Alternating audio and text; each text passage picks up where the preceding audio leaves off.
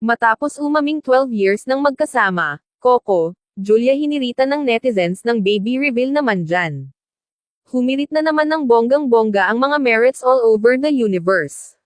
Pagkatapos ng umamin sina Julia Montes at Coco Martin na 12 years na silang magkasama, ay kanya-kanya ng eksena at paandar ang mga netizens sa social media. Hot topic ngayon ang mga naging revelasyon ng celebrity couple tungkol sa tunay na estado ng kanilang relasyon. Actually, matagal nang hinihintay ng madlang people ang pag-amin ng dalawa pero parang knows na naman ng lahat kung ano ang totoo. Ayon kay Coco, napakasarap ng pakiramdam namin dahil 12 years na kaming magkasama, pero pareho pa rin tulad ng dati. Kasunod nito, umariba na naman ang makakating dila ng mga merits sa SOCMED. Panunukso nila kina Coco at Julia, kailan naman daw kaya sila magsasalita tungkol sa matagal na ring chika na may anak na rin daw sila.